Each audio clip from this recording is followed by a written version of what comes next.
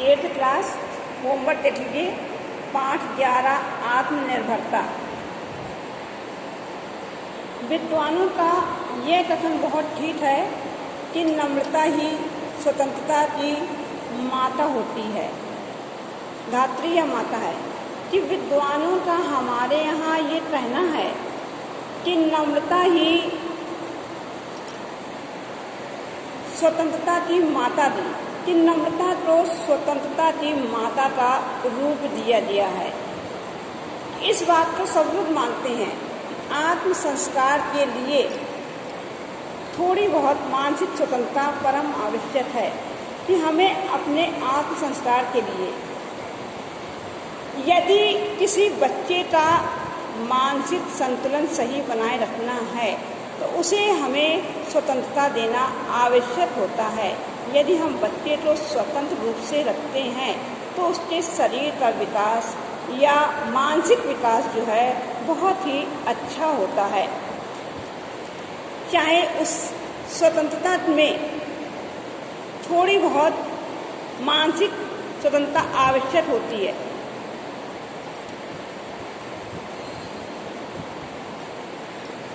चाहे उस स्वतंत्रता में अभिमान और नम्रता दोनों का मेल हो।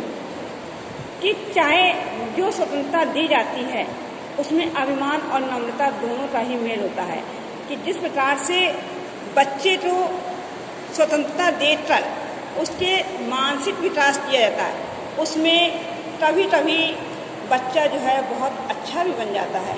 जिस प्रकार से कभी कभी माँ बाप को थोड़ा बहुत अभिमान भी हो जाता है, लेकिन वह प्यार और अभिमान के साथ उस बच्चे का विकास करते हैं। और चाहे वह नम्रता से ही उत्पन्न क्यों ना हो, लेकिन कोई कोई ऐसे भी होते हैं कि अभिमान ना करके सिर्फ वह अपनी नम्रता के साथ ही उस बच्चे का विकास करते हैं और स्वतंत्रता के साथ उसे जीवन व्यतीत करने देते हैं।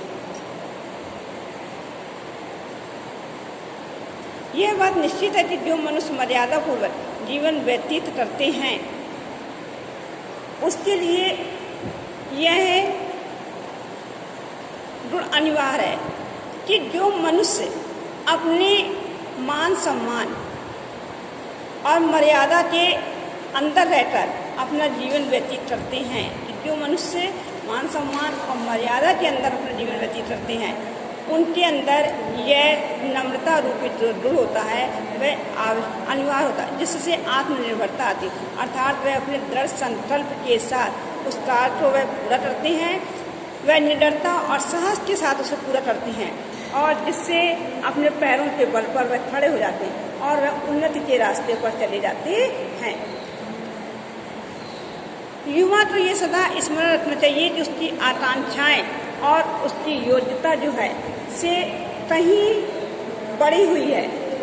कि हमेशा युवा पुरुष को ये याद रखनी चाहिए कि उसकी आकांक्षाएं, हर मनुष्य की आकांक्षाएं जो होती हैं वह अनंत होती हैं, लेकिन वह उन आकांक्षाओं को यदि वह अपने दृढ़ संकल्प के साथ पूरा करता है तो वह अपने पैरों पर आत्मनिर्भर होकर खड़ा हो जाता है।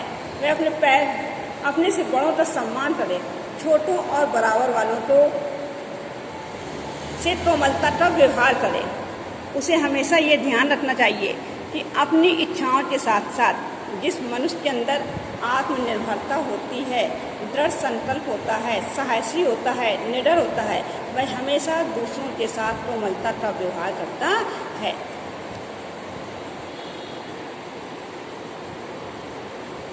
ये बातें आत्ममर्यादा के लिए आवश्यक होती हैं।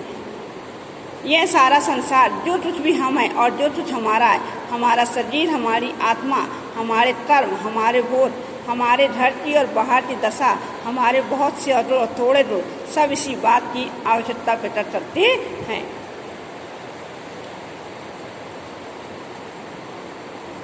कि जो आत्म संस्कारी पुरुष होते हैं उनकी आत्मा, उनके कर्म, चाहे वह घर हो चाहे बाहर हो, उनके थोड़े से भी दोष जो होते हैं वह इन सब गुणों को इसी बात की आवश्यकता प्रकट करते हैं। अर्थात जो थोड़े से दोष जो होते हैं वह अच्छी विशेषताओं से ढक जाते हैं और वह अपनी आत्मा को नम्र बनाए रखते हैं। नम्रता से मेरा अभिप्राय दब्बूपन से नहीं है। आज के लिए इतना ही होमवर्क है, आगे नीचे कल हम दूसरा और पढ़ाएंगे।